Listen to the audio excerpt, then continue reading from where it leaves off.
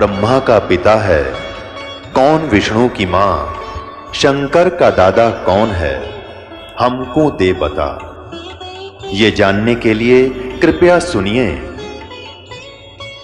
जगत गुरु तत्वदर्शी संत रामपाल जी महाराज के अमृत वचन सर्व पवित्र धर्मों के पवित्र शास्त्रों के आधार पर। श्री शिवदयाल सिंह जी, इसके विषय में ये बताया जाता है, ये श्रद्धालु भगत कहते हैं राधा स्वामी वाले, कि हमारे गुरुदेव का ज्ञान, हमारे गुरुओं का ज्ञान वेदों और गीता से भी ऊपर का है। हम सीधे त्रिकुटी में जाते हैं। हमारा तो त्रिकुटी से शुरू होता है, बस नीचे हमने कोई लेना देना नहीं। और फिर कहते ऊंचे मंडलों पर पहुंच जाते हैं। तुमने मंडलाएं का ना मेरा खख का भी तुम्हारे पंथ के प्रवर्तक ने नहीं पता, तुम्हें कहाँ से पता होगा? जाओगे कहाँ मेडिटेशन करके? तुम्हारा ज्ञान ही झूठा है तो ध्यान कहाँ लगाओगे? तुम्हारी थ्योरी गलत है तो प्रैक्टिकल कैसे होगा? प्रैक्टिकल भी गलत होगा। आप इनकी थोड़ी सी थ्योरी दिखानी पड़ेगी। पुण्यात्माओं, ये एक रेग मारे दास आपके ऊपर। आपके अंदर जो अज्ञान भरा पड़ा है इस रेग मार से हटेगा, फिर ओरिजिनल पेंट दास करेगा। कई हजार वर्षों तक, कई पीढ़ियों तक नहीं उतरेगा भी वो। अब परमेश्वर ने कहा है कि 9 मन सूत उड़जिया, ऋषि रहे जखमार, और सतगुरु ईसा सुलझा दे उड़ दूजी बार। अब यू ऐसा सुलझा देंगे इस ज्ञान रूपी सूत को, अब इस कलयुग में यू ज्ञान बंद नहीं होगा, उलझ नहीं सकता, इसको भ्रमित नहीं कर सकता। भक्ति कोई करियो चाहे ना करियो। अब ये राधा स्वामी पंथ वाला ने तो कति दंत कथा बना रखी अपने अज्ञान की, और कहते हैं सीधे त्रिकुटी तो शुरू कर दे। हाँ सीधे त्रिकुटी कोई बरवाला का बस स्टैंड है, कोई पैदल पहुंच जाओ, चाहे कोई रिक्शा में बैठ कर पहुंच जाओ, वहां जाने के लिए जोर लगेगा। उससे पहले यहाँ कितनी फाटक है पता आपने? मूल कमल में गणेश जी, स्वाद चक्र में सावित्री वर्मा जी, और नाभि कमल में विष्णु और लक्ष्मी जी, हृदय कमल में शिव जी और पार्वती, और कंठ कमल में दुर्गा जी। ये बैरियर पार करने पड़ेंगे, और इनके मंत्र ये टैक्स मांगेंगे सारा। न्यारा न्यारा हिसाब करो हमारा। और जो प्रथम मंत्र आपको देते हैं ना 5 नाम का, ये दास, ये 5 नाम नहीं, इनके निज नाम है इन महापुरुषों के, इन प्रधानों के। यही गुरु ग्रंथ साहिब में संकेत दिया है, 5 प्रधान हैं, उनके 5 ही नाम है। ये गाटा जोड़े रंकार ओंकार, ये मंत्र नहीं है वो। अब इसमें फिर त्रिकुटी पर जाए पास से क्या होगा? ये प्रधाना के मंत्र हम इनको दे देंगे, ये हमें ऋण मुक्त कर देंगे, नो ड्यू सर्टिफिकेट दे देंगे। फिर हम त्रिकुटी पहुंचेंगे। त्रिकुटी पर फिर सतनाम का काम शुरू होता है, 2 अक्षर के नाम का। उसमें जो एक मंत्र ओम है, ये ब्रह्म का है, इसको हम दे देंगे, वहां इसका अकाउंट क्लियर कर देंगे, फिर हमें छोड़ देगा, नहीं तो जाने नहीं देगा वहां से। जैसे श्रीमद् भगवत गीता अध्याय नंबर 18 के श्लोक नंबर 66 में कहा कि सर्वधर्मान परित्यज माम एकम शरणम व्रज अहम तवा सर्व पापेभ्यः मोक्षामि मा शुच। गीता ज्ञानदाता ब्रह्म है। 8वें अध्याय के 13वें श्लोक में कहता मेरा एक ओम मंत्र है। और 3रे अध्याय में कहा कि ये यज्ञ करनी चाहिए, यज्ञ नहीं करता वो भी व्यर्थ है। तो 5 यज्ञ और ये ओम नाम का जाप, ये ब्रह्म तक के अकाउंट को क्लियर करेगा। यूँ कहता है कि तने उसकी शरण में जाना है तो मेरे सत्र की सारी धार्मिक पूजाएं मुझे छोड़ दे। फिर एकम शरणम व्रज, उस अद्वितीय परमात्मा सर्वशक्तिमान की शरण में तू जा, तब तुझे मैं मुक्त कर दूंगा सब पापों से। यानी क्योंकि पाप कर्म से हम यहाँ बंधे रहते हैं, पुण्य को हम महास्वर्ग में खा लेते, बर्बाद कर देते ब्रह्मलोक में, और फिर पाप रह जाते उनको यहाँ गधे कुत्ते बना के हमसे भगवाता। अब हम इसका अकाउंट क्लियर कर देंगे, ये हमें छोड़ देगा। और फिर जो सतनाम में 2 अक्षर है, ओम और एक और तत्व गुप्त है, वो है अक्षर पुरुष के लोकों से पार करने का टैक्स, जो भौर गुफा में जाकर छोड़ देगा। और उसके बाद फिर थार नाम दिया जाता है, सतनाम नहीं। जैसे श्रीमद् भगवत गीता अध्याय नंबर 17 के श्लोक 23 में कहा कि ओम तत्सत इति निर्देश ब्रह्मण समर्थ है। ओम ब्रह्म का, सरपुरुष का, तत् और सत ये सांकेतिक है, तत् अक्षर पुरुष का। गीता जी अध्याय नंबर 15 के श्लोक 16 और 17 में 3 पुरुष है, सरपुरुष, अक्षर पुरुष, परम अक्षर पुरुष। और यहाँ 17वें अध्याय के 23वें श्लोक में इन्हीं के मंत्र बताए। ओम तत्सत, तत्सत सांकेतिक कोड वर्ड दास बता सकता है, अन्य नहीं कोई बता सकता। और दास से सुनकर कोई और बांटे तो बांटे जाओ, वो अधिकारी नहीं है। उससे बनवाया हुआ पासपोर्ट फिर वहां पकड़े जाओगे, वो भी पटेगा और आप भी, जो उससे नाम ले लेगा। तो वो सार नाम है, जिसको सत बोला है वो सार नाम है। और सार नाम फिर सतलोक में ले जाएगा, वहाँ स्थायी स्थान हमें दिलवाएगा, फॉर एवर के लिए सुखी होंगे। सतलोक में परमात्मा साकार है, वहाँ पर हंस आत्मा भी सभी सृष्टि एज टी, तो उसकी नकल कर रखी है काल ने यहाँ पर भी। ये तो बनावटी खिलौने बना रखे हैं। और वहाँ कभी नाश नहीं होता जीव का, शरीर इतना बढ़िया मिलता है, कभी बुढ़ापा नहीं आता। ऐसे परिवार होगा आपका। आगे अभी और बाद में खोल लेंगे विशेष भेद, अभी इतना ही काफ़ी आपको। अब यह बताते हैं, फिर उसके बाद त्रिकुटी से फिर आगे चलेंगे। 10वां द्वार अटला रहे सारे के सारे, 12वें द्वार में जाके सतलोक है। ये देखिएगा, इनका थोड़ा सा ज्ञान और झलक दिखाते हैं। ये के बनी इसके साथ 5 नाम के जाप करने वाले से। ये है सार्वचन राधा स्वामी वार्तिक। ये कहाँ से छपी है ये दिखाते बड़े। प्रकाशक हैं जगदीश चंद्र सेठी, सेक्रेटरी राधा स्वामी सत्संग व्यास, डेरा बाबा जयमल सिंह, पंजाब में। और ये कहाँ से छपी है? Printed in India by Lakshmi offset printer Delhi. ये मुद्रक है लक्ष्मी ऑफसेट प्रिंटर दिल्ली से। इसकी भूमिका में कंसेप्ट क्लियर हो जाता है। सारवचन राधा स्वामी वार्तिक हजूर स्वामी जी महाराज के वचनों का संग्रह। ये वचन सत्संगों तथा अन्य चर्चाओं के दौरान सत्संगियों ने नोट किए थे। स्वामी जी महाराज कौन है इनका ये देखिए। स्वामी जी महाराज का शुभ नाम सेठ शिवदयाल सिंह जी था। दास दूस को है इनके आसपास भी। और आपने 15 अगस्त 1818 में आगरा में जन्म लिया था। आपके पिताजी का नाम सेठ दिलवाली सिंह जी था तथा माता जी का नाम महामाया जी था। आपके पूर्वज पंजाब के रहने वाले थे तथा घर में गुरु ग्रंथ साहिब का पाठ किया जाता था। आपके माता पिता हाथरस के प्रसिद्ध संत तुलसी साहिब के भगत थे। स्वामी जी महाराज ने भी तुलसी साहिब की काफ़ी संगति की थी। इस शिवदयाल ने भी ये वचन तुलसी साहिब के सुन रखे थे, हाथरस वाले के। और बचपन से स्वामी जी महाराज का रुझान अध्यात्म की ओर था। यह पहले से पुण्यकर्मी प्राणी था, फिर इसने और हठ योग किया। आपने एक कमरे में बैठकर 17 वर्ष सुरत शब्द योग का अभ्यास किया। अब यहाँ ये इसके ऊपर हम आगे चलते हैं। ये ज्ञान जो आप पढ़ने जा रहे हैं ये इसका है शिवदयाल जी का। आप देखो ये देखो यहाँ क्या लिखा है। ये 13 पृष्ठ पे है। ये खुलासा उनके सत्संग का खुलासा है शिवदयाल जी के। यहाँ देखो, यहाँ से अब एक वचन, प्रथम वचन हम पढ़ेंगे दफा वाला।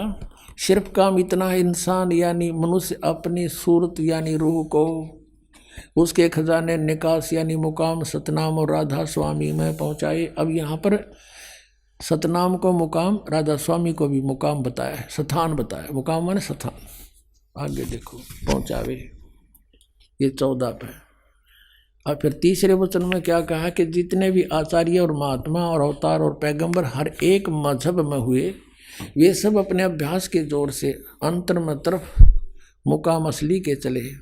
सिर्फ संत मंजिल 5वीं यानी सतनाम में, मंजिल माने स्थान है, इन्हीं की अनुवाद मंजिल माने स्थान शब्दार्थ कर रखे इन्होंने, मंजिल माने स्थान। अब कहते हैं सिर्फ संत मंजिल 5वीं यानी सतनाम में या स्थान से हो गया सतनाम। और कोई बिरले संत मंजिल 8वीं राधा स्वामी में, ये मंजिल 8वीं भी राधा स्वामी यानी स्थान सिद्ध हो गया। ठीक है। अब देखो यहाँ 15वें पृष्ठ पे और ये है सारवचन वार्तिक भाग 1, ठीक है। और चौथा वचन पढ़े, 1 3 आपन पढ़ दिया, चौथा फिर पढ़ाएं आपको। उस वेदों से ऊपर का ज्ञान है ये। अब समझना चाहिए कि राधा स्वामी पद सबसे ऊंचा मुकाम है, स्पष्ट कर दिया। और यही नाम कुल मालिक और सच्चे साहब और सच्चे खुदा का है, राधा स्वामी। और इस मुकाम से 2 स्थान नीचे, सतनाम का मुकाम है स्थान का स्थान है, स्थान का स्थान है। और जिसको इब सतनाम की आगे परिभाषित किया, सतनाम को, इस सतनाम को संतों ने सतलोक, सचखंड, सार शब्द, सत शब्द, सतनाम, सतपुरुष करके बयान किया है। वारे महर्षियों, बैठा दिया भट्ठा, इतने बड़े मानव समाज का नाश कर दिया। ये ज्ञान इनका वेदों से ऊपर का।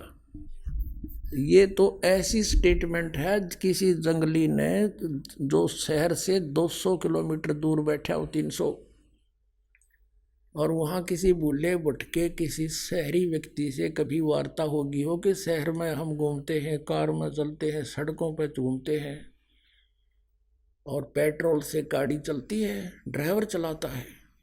अब वो बन गया वहाँ के, मैं शहर घूम के आता हूँ उन जंगली लोगों में, भोले बाड़ों में, और कहता गाड़ी में चलता हूँ, कार में चलता हूँ, पेट्रोल से गाड़ी चलती है, ड्राइवर चलाता है। फिर उसने पूछा वो कार कैसी होती है, पेट्रोल कैसा होता है, वो डिफाइन करता है मूर्ख कि पेट्रोल भी कार को कहते हैं, ड्राइवर भी कार को कहते हैं, सड़क भी कार को कहते हैं, और शहर भी कार को ही कहते हैं। ये स्टेटमेंट है राधा स्वामी पंथ के प्रवर्तक के विचार यानी ज्ञान की ये स्थिति है। समझदार को संकेत बहुत होता है। अब इसकी के दुरुक्ति हुई, इसे ज्ञान वाले की समाधि लाओ, कहते झूठा ज्ञान ध्यान का लाओ। समाधि जब लाई जाती है, जब आदमी को मौखिक बताया जाता है कि ऐसे ऐसे वहाँ पर ये स्थान है, और इसका ये मंत्र है, इस मंत्र से तुम ध्यान जाप करो, ये अपने आप खुलते चले जाएंगे। अब इनका ज्ञान न झूठा, इनकी थ्योरी गलत, तो प्रैक्टिकल क्या कर रहे हैं, ये मूर्ख बना रहे सबको। किसी को कख भी पता नहीं अंदर के। मेरे सामने लाओ जो इन मत अपने आप को जो मान रहा हो कम दूर पहुंच रहा हूँ, ला करो फिर।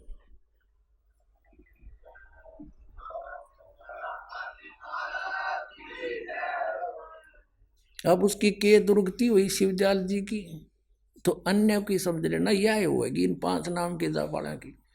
अब ये सच्चा सौदा सरसावड़ा ने थोड़ी सी चतुरता दिखाई, इन नाम बदल दिए। इन कोई टोक दिया होगा तुम तो काल के नाम जाप करो, इन्हें रख लिए 5 नाम आप पर सेलेक्ट कर लिए, सतपुरुष, अकाल मूर्त, शब्द स्वरूपी राम। बताओ, ये तो भगवान की महिमा के पर्यायवाची नाम है।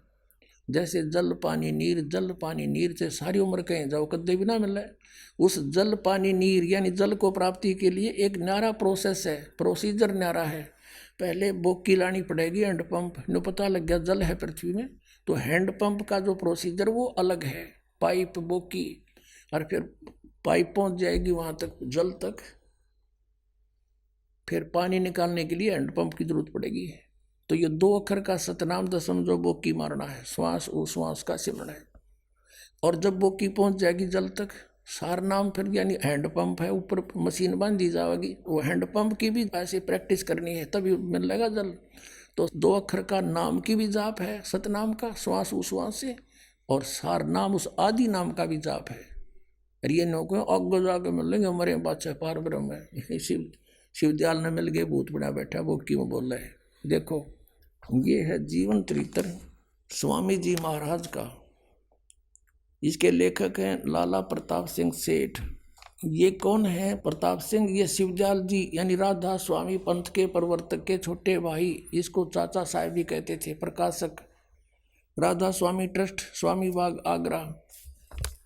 ये कहाँ से छपा है ये देखो, ये है वो परम धनी परम हजूर शिवदयाल जी जिसको राधा स्वामी का है। ये कर लो दर्शन सारे। परम पुरुष पूर्ण धनी हजूर स्वामी जी महाराज, राधा स्वामी ट्रस्ट, स्वामी बाग, आगरा से प्रकाशित है। कतिगढ़ से मुद्रक है, अर्पण पेंट्री, राधा स्वामी चैम्बर, भालेज रोड, आनंद। अब इसमें क्या था कि इनका कोई गुरु नहीं था, इन्हें डींग मार रखे कि वो तो पूर्ण धनी थे, इन गुरु की क्या जरूरत थी। और परमात्मा कहते हैं गुरु बिन माला फेरते और गुरु बिन देते दान, गुरु बिन दोनों निष्फल है, चाहे पूछो वेद पुराण। ये 28 पृष्ठ पे स्वामी जी महाराज का कोई गुरु नहीं था, शिवजाल जी का, और न किसी से उन्होंने परमार्थ का उपदेश लिया था। अब 78 पृष्ठ पर आते हैं और वचन इनका 71 पढ़ते हैं। 78 पर 71 वचन है, ये गीता के से वचन है इनके। ये आज तक 150 वर्ष से कति प्रिंटेड, वेल एंड गुड। अब बुक्की जी का जो कि शिब्बो जी की छोटी बहन थी, थोड़ा सा हाल लिखा जाता है। यह शिब्बो जी से कुछ अरसे बाद स्वामी जी महाराज के चरणों में आई थी। जब इन्होंने कुछ दिन सत्संग किया और वचन स्वामी जी महाराज के सुने तो वे वचन हृदय में समा गए। तब इनके प्रेम की हालत अजीब थी। जब स्वामी जी महाराज वचन या अर्थ पोथियों का करते तब इनकी आंखें सुर्ख हो, अंगारा सी हो जाती थी। इसमें पहले भी भूत थे बुक्की में। ये स्थिति भूत वाले व्यक्ति की होती है, इसमें प्रेत बाधाएं होती है और आंसू बार बार टपकते रहते थे और बहुत देर तक यानी घंटों उन वचनों का नशा बना रहता था और भूत गिर रहता उस बुक्की ने। पहले भी भूत थे और फिर शिवदयाल जी भी उसमें प्रवेश हो गया। फिर जब स्वामी जी महाराज यानी शिवदयाल जी कथा से फुर्सत पाकर हुक्का पीते थे, या कसर रही थी परम धनी की, हुक्का भी पीते थे। कबीर साहब कहते हैं भांग तमाकू छोतरा आफू और शराब, कबीर कौन करे बंदगी ये तो करें खराब है। ये तमाकू सेवन करते थे और अभ्यास का रस लेते थे या कथा करने बैठते थे तो बुक्की जी महाराज के चरणों का अंगूठा मुंह में रखे हुए घंटों चरणामृत का रस लेती थी। और जब कोई मत्था टेकने वास्ते हटाना चाहता तो वे चरण नहीं छोड़ना चाहती थी। तब मत्था टेकने वाले से कह दिया जाता था कि तुम दूसरे चरण पर मत्था टेक लो, उस प्यासी को मत हटाओ। और ये राधा स्वामी वाले ने कहे हैं परम संत की ये पहचान होती है, वो मत्था ना टेकवाता, चरण नहीं छुआता। ये थारा परम धनी भी छुआ हुआ चरण मत्था टेकवाता है। और वह बयान किया करती थी कि मुझे इसमें ऐसा रस आता है जैसे कोई दूध पीता है। उनके भजन का ये हाल था कि 8-9 घंटे रोज भोजन किया करती, बेहोश होकर पड़ जाती। इनको स्वामी जी महाराज के दर्शनों का पूरा आधार हो गया था और सूरत भी ऊंचे देश में पहुंचती थी। इन्हें बता कौन से देश में जाएगी, मूर्ख बना रहे। शिवदयाल ने ना मेरा सतनाम के सांग से जब स्वामी जी महाराज अंतर ध्यान हुए तब बुक्की जी की यह कैफियत हुई कि दिन रात बेहोश पड़ी रहती थी और 2-2 दिन हाजात जरूरी को भी दरफा करने नहीं जाती थी, फ्रेश होने भी नहीं जाती थी और सूरत स्वामी जी महाराज के चरणों में लगी रहती थी। अब 80 पृष्ठ पर करीब 1.5 महीने यह हाल रहा। तब सबको खौफ हुआ कि शायद इनकी देह छूट जावे बुक्की की। तब स्वामी जी महाराज ने इनको दर्शन दिए और फरमाया कि जिस तरह तुम सेवा पेशतर किया करती थी उसी तरह करो। अब वो भूत बन के आ गया और बुक्की में बढ़ गया, बोला फिर उसी रोज से बुक्की जी भोग भी तैयार करती और मेरी पन्नी गली के मकान पर पहले दस्तूर के माफिक पलंग बिछाती, हुक्का भरती थी। वह पलंग अब भी तक बिछा रहता है। गरज की जिस तरह से की पेशतर सेवा किया करती थी, अंतर ध्यान और मरण तो पहला जो उसकी सेवा करती थी, वो हुक्का पिया करता, रोटी खाता था उसी पलंग पर बैठ के। उसी तरह से कुल काम करने लगी और स्वामी जी महाराज उनको ध्यान के समय में प्रगट दर्शन देते थे और कुल सेवा उसी तरह कबूल फरमाते थे जैसा कि अंतर ध्यान होने से पेशतर किया करते थे, पहले करते थे। फिर समझो कि फिर 1.5 महीने उसकी देह टूट ली की तो ऊपर यम के दूता ने फिर वो पटक दिया तरह भूत बना के। फिर आ गया बुक्की में। कहते उस दिन पाछे बुक्की भोग तैयार करती थी, फिर पन्ने वाले गले में मकान पहले की दूसरी पलंग बिछाती, हुक्का भरती, वह रोटी बना के और वो काबर कर पलंग पर बैठ कर खाता हो, उसमें बुक्की में बैठ कर वो शिवदयाल जी पलंग बिछाती, वो पलंग अभी तक बिछा रहता है। गरज की जिस तरह से पेस्तर सेवा किया करती, मरण तो पहले उसकी सेवा करती थी, वो रोटी खाता पलंग पर बैठ कर हुक्का पिया करता, उसी तरह से कुल काम करने लगी। और स्वामी जी महाराज उनको ध्यान के समय में प्रकट दर्शन देते थे और कुल सेवा उसी तरह फरमाते थे। वो हुक्का पिया करता, पलंग पर बैठ कर रोटी खाया करता, बुक्की में खावा था रोटी, फिर बुक्की में हुक्का पिया था, पहुंच गया सचखंड। अब देखो बुक्की जी को महाराज उनके आखिरी दम तक प्रकट रहे, जितना हुआ उसने गेला ले गया वो मरीज, जब तक उसके अंदर रहा भूत। यहाँ तक कि जिस किसी को जब कोई बात स्वामी जी महाराज से अर्ज करनी होती थी तो बुक्की जी के जरिए दरियाफ्त किया करते थे। बुक्की जी में इंटरनेट लग गया, फिर ढूंढ सा जाओ खोल ले, फिर उसने इनकी अकल देखो, इन पर पत्थर पड़ गए, काल ने पत्थर डाल दिए, इतना भी ना समझाए भूत आगे बोल रहा इसमें, सचखंड यू है कि तेरे बुक्की में यानी बुक्की जी अभ्यास के समय स्वामी जी महाराज को प्रकट करके हम कलाम हुआ करती थी, ये इनकी अपनी बकवास है। इस नियाजम मंद को लेखक शिवदयाल जी का छोटा भाई प्रताप सिंह कह रहा है कि मुझको भी जब कभी भीड़ के समय में घबराहट होती थी, कोई ऐसी आपत्ति आ जाती थी तो किसी तरह से अकल काम नहीं देती थी, तब बुक्की जी के जरिए से स्वामी जी महाराज का हुक्म लिया करता था, इंटरनेट खोल लिया करता जाके, और फिर उसमें भूत बोलिया करता बुक्की में, और जैसा हुक्म होता था उसी के मुआफिक बंदा कारबंद होता था। और इसी तरह राय साहब ने भी ये तो राधा स्वामी का अलग से चमटा गाड़ा, सालेग्राम राय साहब ने कहते उसने भी ने मौज की थी बुक्की जी के जरिए, उसने भी इंटरनेट खोला था 2-4 बार और हुक्म हासिल किए थे। अरे थारा गजब, इतनी अकल काम नहीं करती तुम्हारी, ये भूत बोल चोरी में अन्यों का परम धनी हो गया पार, तुम भी से हो गए। एक भक्त बता रहा था कि जी मेरा काका जो है चाचा, वो राधा स्वामी से 20-25 वर्ष से उपदेशी था, और वो हुक्का बीड़ी खूब पिया करता और चूरमे का ज्यादा शौकीन था, चूरमा बनवा के खाया करता था। उसकी मृत्यु होगी, फिर वो अपनी पुत्र वधू में आकर बोलने लग गया, छोरे की बहू में, लड़के की पत्नी में। वह बेहोश हो जा, आंख लाल हो जा उसकी, और उठे जब नो कहा मैं तुम्हारा चाचा हूं और चूरमा बनाओ बीड़ी पियाओ। अब वो चूरमा बनाते, चूरमा खा के नो के बीड़ी दो, वह बीड़ी पीती, फिर वह उसमें बैठा बहुत बीड़ी पियो। नो बोला पहले वह लड़की बीड़ी नहीं पिया करती, वो चाचा आए पास वह बीड़ी भी पीने लाएगी, तो चाचा पिया था उसमें। और कई बार कहने लगा ऐसी बात बता देता था जो हमारे लाभ और हानि का पूर्व बता देता था, तुम ऐसे होगा ऐसे कर लो, और कुछ एक राहत भी होगी, लेकिन ज़्यादातर तो झूठी निकला करती उसकी।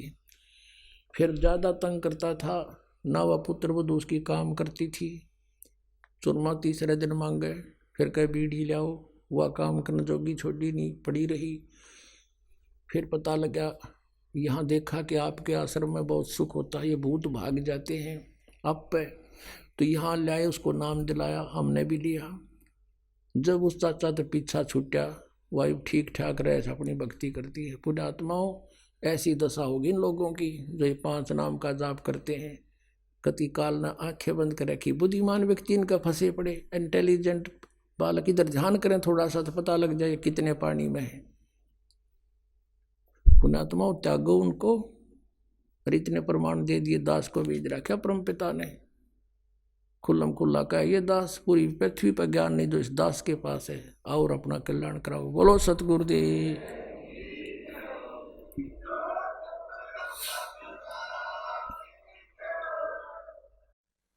परम पिता परमात्मा पूर्ण ब्रह्म सर्व सृष्टि रचनहार, हम सभी आत्माओं के जनक, सर्व सुखदाई पाप नाशक,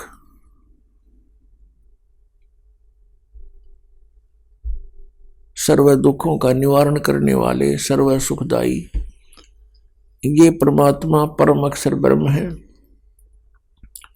और वही परम अक्षर ब्रह्म भारतवर्ष की पावन पृथ्वी पर सन 1398 में ज्येष्ठ सुदी पूर्णमासी को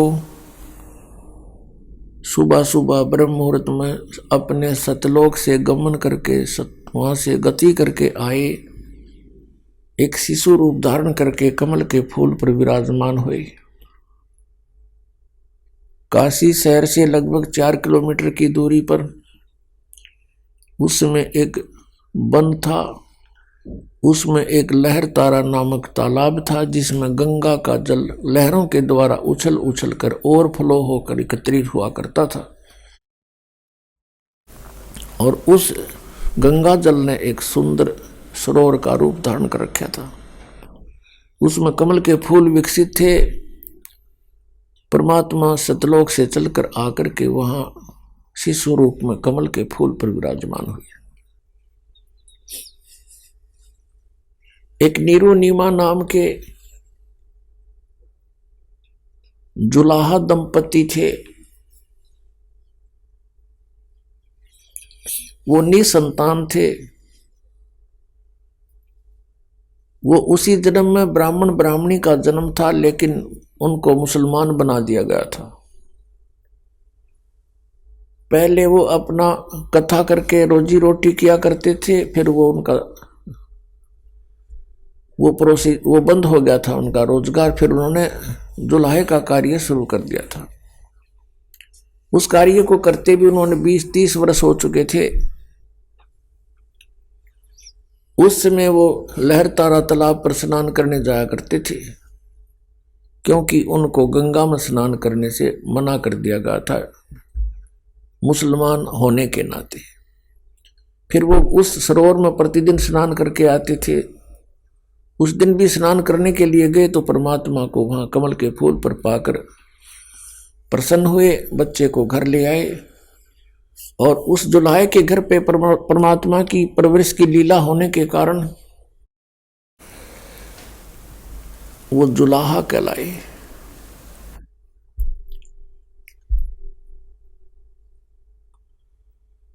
परमेश्वर स्वयं आकर के अपना ज्ञान बताते हैं और कहते हैं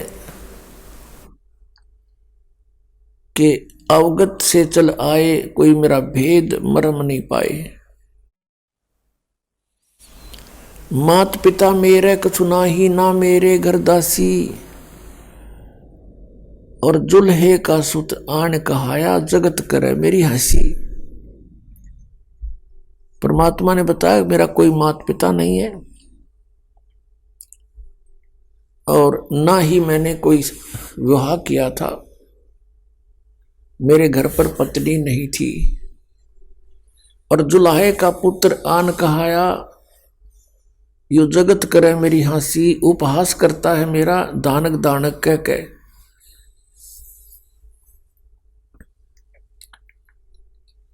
तो पुण्यात्माओं, ये कबीर देव हैं, कबीर साहिब हैं, जो काशी में 120 वर्ष तक रहकर चले गए और उस परमेश्वर को हम बाल बुद्धि पहचान नहीं सके। और जो हमारे गुरुवर थे वो हमसे भी बाल बुद्धि थे, महिमा की भूख थी उनमें। परमात्मा ने स्वयं आकर उनको समझाने की चेष्टा की, पर वो मानने नहीं, क्योंकि अपनी रोजी रोटी को उन्होंने मुख्य रखा। पुण्यात्माओं, आज वो शुभ दिन है जो इस दास को ये तत्व ज्ञान प्राप्त हुआ। आज वो शुभ दिन है जिस दिन इस दास का आध्यात्मिक जन्म हुआ। 17 फरवरी सन 1988 अमावस्या, मार्च यानी फाल्गुन की अमावस्या के दिन इस दास को पूज्य गुरुदेव जी से नाम की बख्शीश हुई थी, दीक्षा प्राप्त हुई थी। अब परमात्मा की रजा से आशीर्वाद गुरुदेव का उसी दिन से ऐसी लगन लगी जैसे भूखे को अन्न मिल गया हो, प्यासे को जल मिल गया हो। ऐसी प्रेरणा हुई। जब ये ज्ञान आप समझ में आया तो सोचा कि सबको बता दूं, ढंढोरा पीट दूं कि एक अनमोल ज्ञान हमारे पास है, हमारे गुरुदेव के पास है। इसी उद्देश्य से जो भी पास बैठता था परमात्मा की चर्चा शुरू कर देते थे। लेकिन नया ज्ञान और नया भगवान किसी के भी गले उतरने को तैयार नहीं था। बहुत समस्या का सामना करना पड़ा। घर में भी विरोध कि नहीं, ऐसा नहीं हो सकता, हम अपने हनुमान जी को नहीं त्याग सकते, हम दादा श्याम जी की पूजा करते हैं, वो कैसे त्यागी जा सकती है। श्री राम श्री कृष्ण ब्रह्मा विष्णु महेश से ऊपर कोई पावर नहीं है। पुण्यात्माओं, इतना जटिल काम था ये, सोच भी नहीं सकता ये दास के ऐसा रंग लग जाएगा जो आज लगा दिया भगवान ने। सन 1988 में दास को उपदेश प्राप्त हुआ। जैसे ये दास अन्य भक्तों को समझा बुझाकर इस मार्ग पर लगा करके पूज्य गुरुदेव जी से उपदेश दिलाने के लिए ले जाता था, दीक्षा दिलाया करता था। पुण्यात्माओं, जो ये अनजान व्यक्ति गुरु पद प्राप्त करके महिमा की भूख में अपना भी जीवन नाश कर रहे हैं और अनुयायियों का भी, ये अपने सिर पर भार रख रहे हैं। इस दास ने कभी स्वप्न में नहीं सोचा था कि ये गुरु पद प्राप्त हो। दास को तो अनमोल रत्न मिल गया था, यही आस थी भगवान यहाँ से पीछा छूटे। असंग जन्म हो गया हमने, या भटकत्या ने ये ज्ञान हो गया। और इस चीज का विशेष डर रहता इस बात का कि कहीं नाम खंडित ना हो जाए। परमात्मा की वाणी में है कि जैसे माता गर्भ को रख यतन बना और ठेस लगे तो क्षीण हुए, तेरे ऐसे भक्ति जावे। जैसे बहन बेटी माई को गर्भ रहा हो, फिर वो कितनी चिंतित होती है कि कहीं मेरे लाल के, मेरी बेटी के जो पेट में पल रहा बच्चा है, उसको कोई ऐसी ठेस ना लग जा, ऐसी कोई दबाव ना पड़ जा जिससे ये खराब हो जाए। रात्रि के समय भी वो करवट लेते समय भी चिंतित रहती है कहीं बालक पर दाब ना आ जा, और चलते समय भी बड़ी सावधानी से कदम रखती है कि ऊंचे नीचे पर पैर रखा जाए और मेरा बच्चा खराब हो जाए। और ऐसी चिंता करके सावधानी बरत के वो एक लाल प्राप्त कर लेती है। तो यहां परमात्मा कहते हैं जिस दिन आपको उपदेश प्राप्त हुआ, आपके अंदर भक्ति रूपी बीज पड़ गया और आपके अंदर ये भक्ति रूपी लाल तैयार हो रहा है, इसके लिए आपने बहुत सावधानी बरतनी पड़ेगी। उसके लिए क्या सावधानी है? ये जो नियम बताए हैं आपको, ये मर्यादा आपने पालन करनी पड़ेगी अंतिम श्वास तक। और इसमें भक्ति को प्रफुल्लित करने का सबसे आसान फार्मूला है कि भाई जो गुरु बचन पे डट गे रकट गे फंद 84 के। भाई जो गुरु बचन पे डट गे रकट गे फंद 84 के। कट गे फंद 84 के, रकट गे फंद 84 के। भाई जो गुरु बचन पे डट गे रकट गे फंद 84 के। वस्तु मिली ठोड़ की ठोड़, मिटगी मन पापी की दौड़। वस्तु मिली ठोड़ की ठोड़, मिटगी मन पापी की दौड़। भरम मिटे मथुरा काशी के, भरम मिटे मथुरा काशी के। इसका सबसे पहला फार्मूला है गुरु जी की आज्ञा का पालन करना चाहिए। गुरु जी इज ए डॉक्टर, गुरु जी को एज ए डॉक्टर डील करे, और आप हो रोगी जन्म और मरण के, दीर्घ रोग के, और इस रोग के नाश के लिए जिन जिन वस्तुओं का परहेज है वो आपने रखना पड़ेगा। अब जैसे हाई ब्लड प्रेशर के व्यक्ति को नमक और चीकना वस्तु बंद कर दी जाती है, तो फिर उसने अगर जीवन चाहिए तो ये पथ्य रखना पड़ेगा। इसी प्रकार परमात्मा कहते हैं नाम बचे और पथ रहे। पथ माने यानी परहेज रखे तो मुक्ति में कोई दिक्कत नहीं आएगी। और ये परहेज कौन कौन से हैं? जैसे तम्बाकू, शराब और भाई ये और बकवाद, रिश्वतखोरी, लूटा खसोटी, मिलावट, तम्बाकू, मांस, ये शराब, ये प्रयोग नहीं करना चाहिए। ये तो वैसे भी एक सभ्य पुरुष का वैसे भी आहार नहीं है। ठीक है, हम कुसंगत घनी फैल गई अपने समाज में, मानव समाज में, और बच्चे देखम देखा फिर एक ये नकल बहुत जल्दी कर लेते हैं।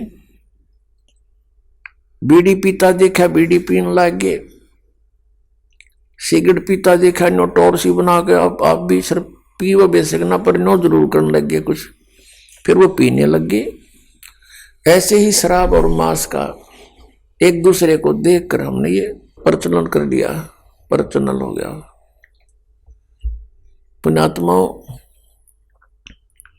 अब हम शुभ संस्कारी बनेंगे, शुभ अच्छे कर्म करेंगे, और हम जब अच्छे कर्म करेंगे तो हमें देख देख कर समाज भी हमें देखकर अच्छे कर्म शुरू करेगा।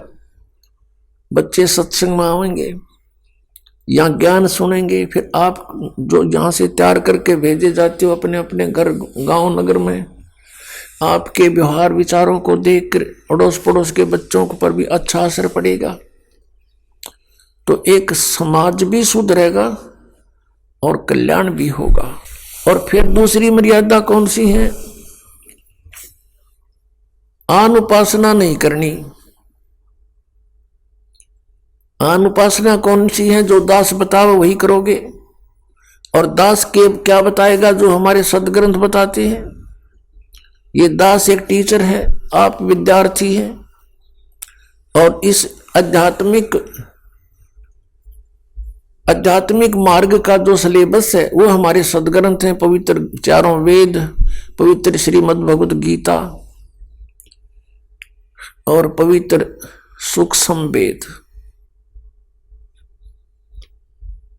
इनके अंदर जो भी लिखा है वो हमारा सिलेबस है। इसके बाहर कोई पढ़ाता है तो वो टीचर ठीक नहीं, वो शत्रु है विद्यार्थियों का। और पवित्र 18 पुराण, पवित्र कुरान शरीफ, पवित्र बाइबल, पवित्र गुरु ग्रंथ साहिब, ये हमारे पाठ्यक्रम की पुस्तकें हैं। और इन पाठ्यक्रम की पुस्तकों में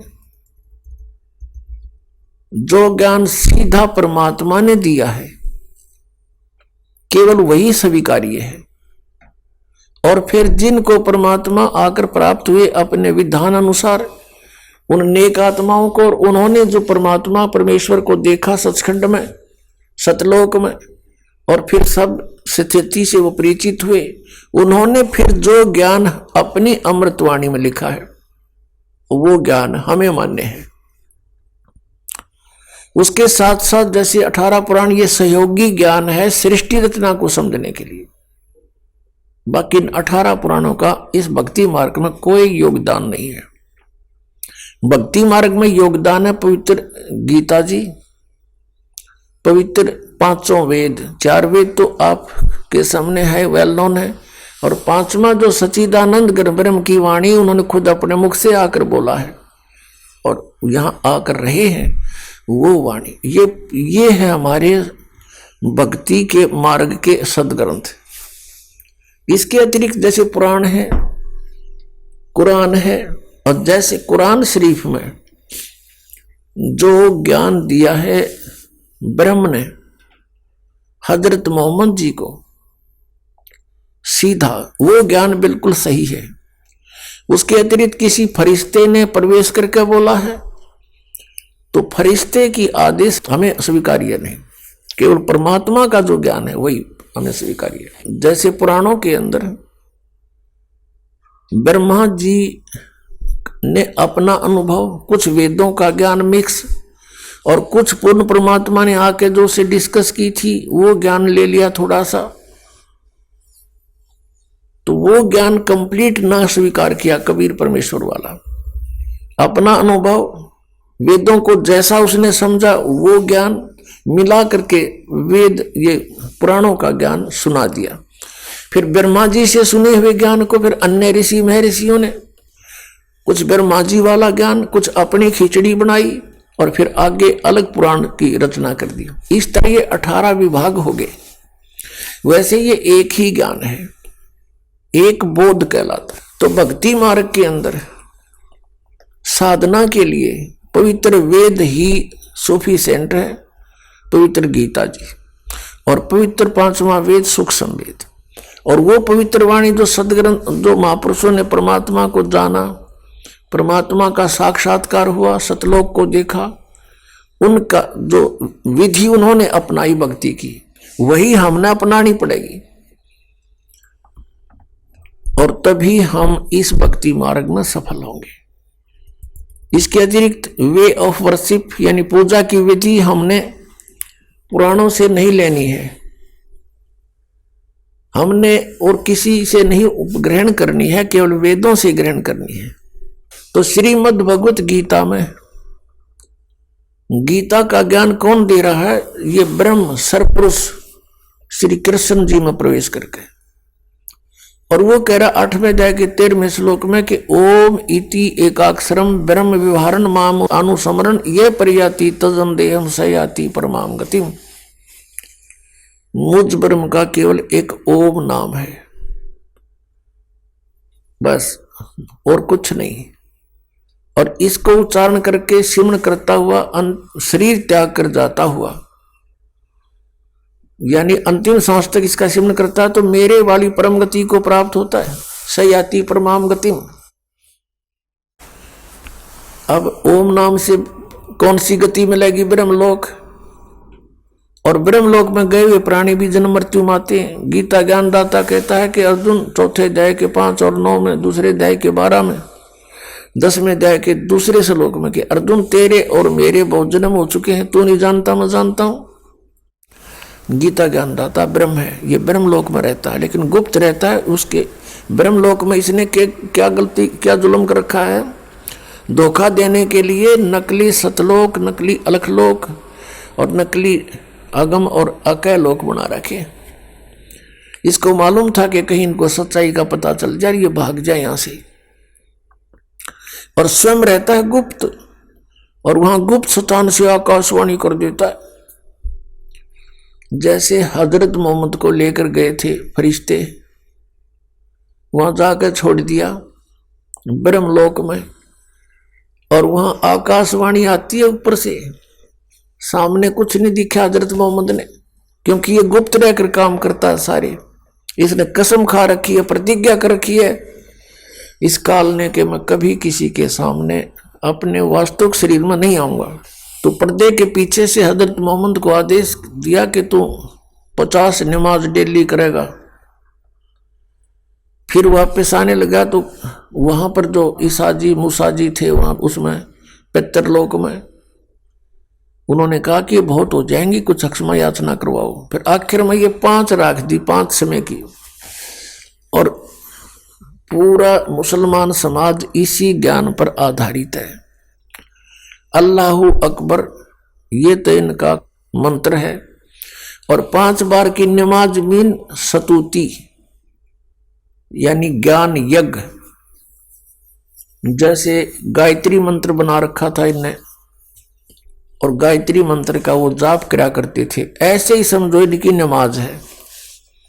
तो ये नमाज केवल एक ज्ञान यज्ञ है, प्रार्थना है, ये मोक्ष मार्ग नहीं है। मोक्ष मार्ग के लिए मंत्रों की आवश्यकता पड़ती है, नाम के जाप की आवश्यकता पड़ती है। तो इस प्रकार ये ज्ञान जो अब आपके समक्ष आया है कंप्लीट, ये जो तत्व ज्ञान दास को प्राप्त हुआ, पुण्यात्माओं, ये अमावस्या का दिन इस दास के लिए और आपके लिए वरदान सिद्ध हो गया। इस दास के अंदर भक्ति प्रवेश हुई, भक्ति रूपी बीज गिरा, इसमें यू लाल बना, और जो आज आपका काम आ गया, ये शुभ दिन दास से भूला नहीं जा सकता। जा दिन सतगुरु भेंटिया, सो दिन लेखे जान, बाकी समय व्यर्थ गया बिना गुरु के नाम। आइए अब हम उन श्रद्धालुओं के अनुभव जानते हैं जो जगत गुरु तत्वदर्शी संत रामपाल जी महाराज जी से दीक्षा प्राप्त कर चुके हैं तथा उनके द्वारा बताए गए भक्ति मार्ग पर चल रहे हैं। नमस्कार सर। नमस्कार जी। सर क्या नाम है आपका? ऋषिपाल। ऋषिपाल जी, आप कहाँ से हैं? मेरा गांव जोली है जी, डिस्ट्रिक्ट अम्बाड़ा, हरियाणा से। संत रामपाल जी महाराज से नाम दीक्षा आपने कब ली? 25 मार्च 2017 को। संत रामपाल जी महाराज से नाम दीक्षा लेने से पहले क्या आप भक्ति साधना भी करते थे? हाँ जी सर, हम सभी देवी देवताओं की भक्ति करते थे। ब्रह्मा विष्णु महेश की और माता दुर्गा की बहुत ही ज़्यादा भक्ति करते थे। नवरात्रों में व्रत रहना और नैना देवी, कांगड़ा, चमुंडा सभी स्थानों पर गया मैं माता दुर्गा के। घर में आसन लगाया हुआ था, बहुत ही ज़्यादा भक्ति करता था। हर शनिवार का व्रत रखता था। बहुत ज़्यादा माता दुर्गा की भक्ति करते थे हम। और पितृ पूजा सारा ही जो भी हिंदू धर्म में चली आ रही पूजाएं सभी करते थे। माता दुर्गा की बहुत ज़्यादा भक्ति करते थे। सर फिर आप संत रामपाल जी महाराज की शरण में कैसे आए? सर जी 2011 से मेरी माता जी संत रामपाल जी महाराज की शरण में थी, जिनका मैं बहुत ही विरोध करता था। अपने गुरु जी का भी संत रामपाल जी महाराज का बहुत विरोध करता था। इतना विरोध करता था कि मेरी माता जी जब सत्संग में जाती थी या कहीं भी जाती थी गुरु जी की शरण में, तो मैं बहुत भला बुरा बोलता था उनको। और मैं इतना तंग था, इतना नशा बहुत ज़्यादा करता था जी मैं। मेरी माता जी मेरे को बहुत समझाती थी कि बेटा तू छोड़ दे इसको और परमात्मा की शरण में आ जा, संत रामपाल जी महाराज की शरण में आ जा। लेकिन मैंने उनकी कभी नहीं मानी। मैं उनको गालियाँ भी देता था, पर वो मेरे को यही बात कहती है कि तेरे को बेटे पता नहीं, जब तेरे को पता लगेगा तो बहुत रोएगा। सर जी मैं इतना नशा करता था, कोई भी नशा ऐसा नहीं होगा जो मैं क्या नहीं करता था। बीड़ी से लेकर के बीड़ी, तंबाकू, गुटखा, शराब, बुक्की, सुल्फा, गांजा, शराब, सब चीज़ का नशा करता था मैं। गोली, कैप्सूल, सूखा नशा भी मैं इतना करता था सर जी। एक नशा करके मेरे को रात को नींद नहीं आती थी। मैं 3-3 नशों की डोज लेता था। पहले शराब पीता था, उसके बाद गांजा पीता था, फिर भी अगर कोई कमी रहती थी फिर गोली कैप्सूल खाता था। हमारे घर में सर जी था ऐसा, मैं ऐसी बात नहीं मेरे को नशे का शौक था सर जी, मजबूरन नशा करता था मैं।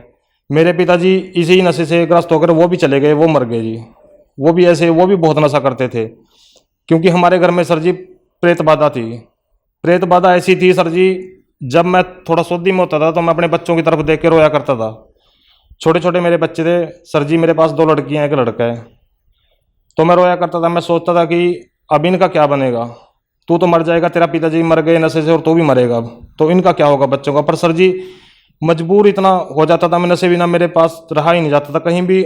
छोटे से मैं बीड़ी, तो सर जी मैं 10-12 साल का बीड़ी पीने लग गया था। इतना नशे को मेरे को नशा किया करता था, बहुत ही नशा किया करता था जी मैं। मेरे गांव वाले भी वो लड़ाई करता था अगर मैं नशा करके जब मैं आता था जी, पड़ोसी भी देखते थे कि हाँ आ गया, अब लड़ाई होगी इनके घर में। हर रोज लड़ाई हुआ करती थी। हमारा घर, वो कहते हैं जैसे भूत बंगला हमारा घर था जी। प्रेत बाधा थी हमारे घर में, बहुत ही तंग थे जी, बहुत ज़्यादा दिक्कत थी हमारे घर में जी। मेरी माता जी मेरे को बहुत समझाया करती थी, बेटे तू नाम ले ले, संत रामपाल जी का, पर मैं उनको भी भला बुरा कहता था जी, और कभी उनकी नहीं सुनी। जब मैं नशा करके पूरा थक लिया, पूरा ख़त्म हो लिया सर जी, मेरे अंदर सर जी 50 किलो से भी कम वजन रह गया था, बहुत ही कमज़ोर हो गया था सर जी। मेरे को रात को अगर मैं पढ़ता था, रात को सुबह उठता था सर जी, मेरे को सारा पूरा शरीर मेरे को गिल्ला मिलता था अपना, मेरे को रात को पसीना आता सर जी। और मेरे को प्रेत आत्मा बहुत तंग करती थी रात को, कई बार दर्शन देती थी, तो रात को भगत जी बहुत ही दबाव होता था मेरे ऊपर। नशे में, अगर नशे में थोड़ा सा नशे से बाहर हो गया तो तभी भगत जी मेरे ऊपर दबाव हो जाता था। तो फिर बहुत दिनों के पीछे भगत जी एक दिन परमपिता परमेश्वर संत रामपाल जी महाराज की कृपा हुई मुझ पर भगत जी। वो दिन पता नहीं परमात्मा की कौन सा मैंने कोई पुण्य कर्म किया होगा भगत जी, मेरे अंदर मेरी वो आत्मा रूपी शिव का मुंह खुला, और मैंने अपनी माता से भगत जी संत रामपाल जी महाराज की पुस्तक ज्ञान गंगा ली, जो कि मेरी माता जी मुझे पहले भी कहती थी कि बेटा तू ये पुस्तक पढ़ ले। मैंने कभी नहीं पढ़ी, कई बार उसने मेरे को पुस्तक दी, मैंने ऐसे ही रख दी।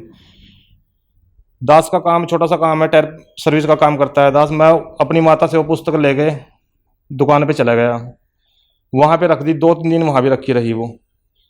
एक दिन मैं दोपहर में बेला था, मैंने सोचा चल आज पुस्तक पढ़ के देखते हैं क्या है इसमें, क्योंकि मेरी माता जी भी बेचारी पढ़ती रहती थी पुस्तक बैठ के घर में, मैं देखा करता था उसको। तो मैंने वो पुस्तक खोली, पढ़ी वो पुस्तक। सर जी मैंने किसी का इंटरव्यू ना देखा था, ना ही किसी के पुस्तक में कोई इंटरव्यू जो उसमें लिखे हों वो भी नहीं मैंने पढ़े थे। मैंने सिर्फ पुस्तक ज्ञान गंगा पुस्तक का पेज खोला और उसको पढ़ना शुरू किया। 4-5 पेज ही मैंने पढ़े सर जी। मेरी दुकान में कोई भी स्थान ऐसा था जहां बीड़ी का बंडल और माचिस ना मिला थी। मेरे मुंह में सारी 24 घंटे बीड़ी लगी रहा थी जी। तो मैंने सर जी बीड़ी हाथ में ले रखी थी और पुस्तक आगे थी सर जी। जब मैंने पुस्तक पढ़ी तो मैंने वो बीड़ी का मेरा स्वाद बिगड़ गया सर जी। मैंने बीड़ी गिर दी सर जी, मेरे पास बीड़ी नहीं पी गई। तो सर जी मैंने पुस्तक 1-2 पेज पढ़ा, बंद कर दी, घर आ गया जी। 3 दिन ऐसे ही चला भगत जी। तीसरे दिन मैंने पुस्तक वादी के करीब पुस्तक मैंने पढ़ ली, तो भगत जी मेरे से रहा नहीं गया। मेरे मामा जी हैं जो उन्होंने भी संत रामपाल जी महाराज के से नाम दीक्षा ली हुई है, मैंने उनके पास फ़ोन किया और अपनी माता जी को कहा कि मैं नाम लेना चाहता हूँ। तो उन्होंने कहा कि आ जाओ। मैं अपने मामा जी के पास गया, वो मेरे को लेकर कुरुक्षेत्र गए। वहाँ पे जाकर मैंने संत रामपाल जी महाराज से नाम दीक्षा ली। संत रामपाल जी महाराज से नाम दीक्षा लेने के बाद क्या आपको लाभ भी प्राप्त हुए? सर जी बहुत लाभ प्राप्त हुए, बहुत ज़्यादा जी।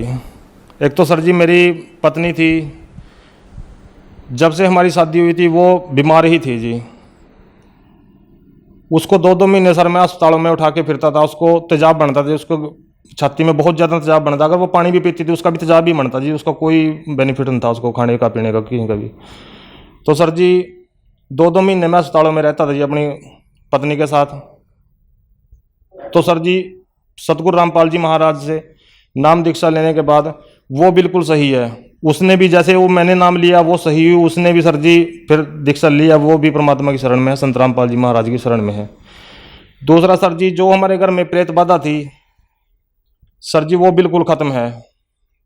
पहले हमारा घर सर जी नरक था। हमारे घर में सर जी बिल्कुल भी कोई सर जी रिश्तेदार भी नहीं आता था हमारा, कि कहते भूत भूत बंगला है। हर समय लड़ाई पड़ती थी सर जी, हर समय मैं बोलता रहता था, कभी नहीं माता जी के साथ, कभी नहीं पत्नी के साथ सर जी। तो अब बिल्कुल सही है सर जी, कोई प्रेत बाधा नहीं है, बहुत ही अच्छा जीवन जी रहे हैं सर जी।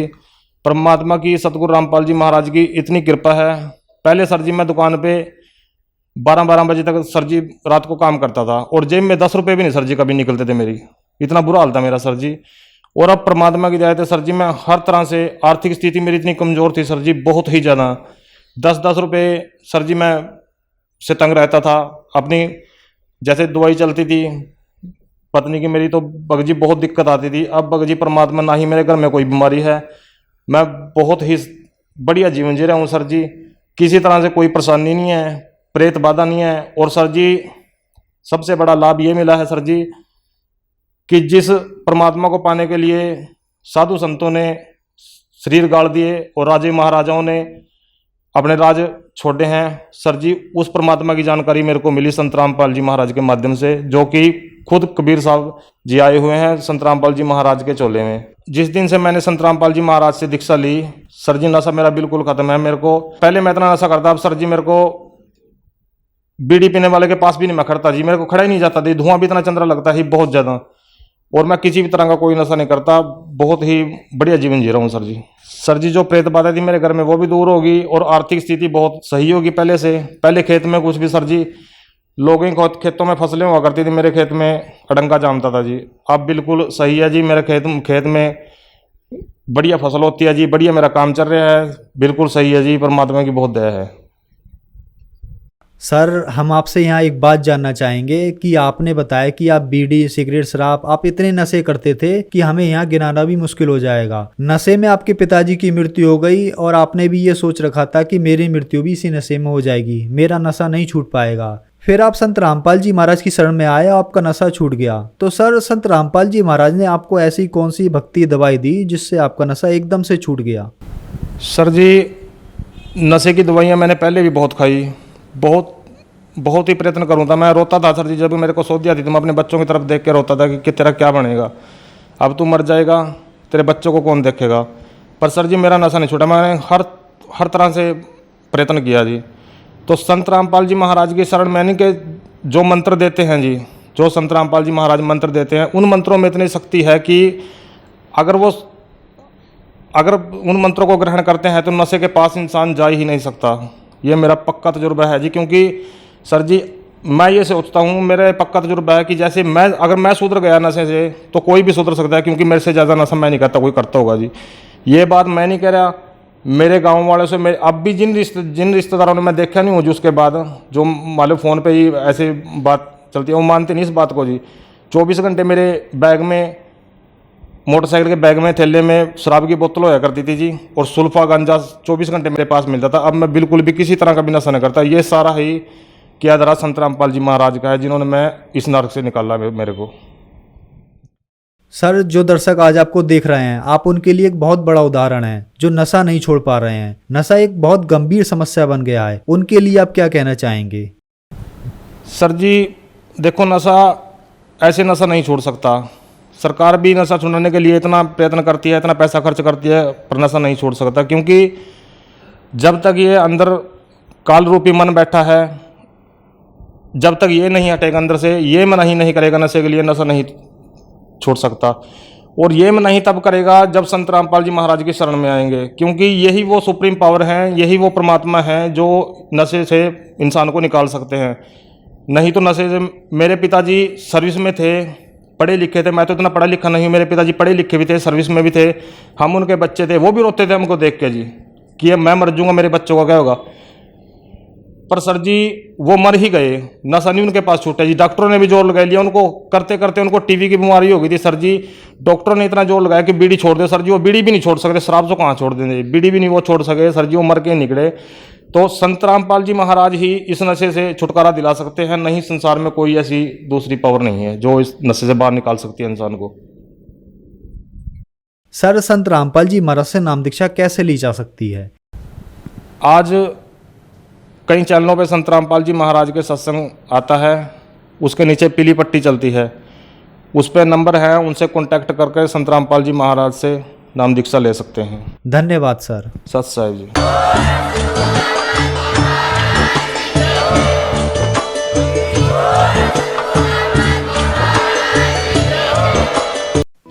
आप सुन रहे थे जगत गुरु तत्वदर्शी संत रामपाल जी महाराज के मंगल प्रवचन। अधिक जानकारी के लिए संपर्क करें।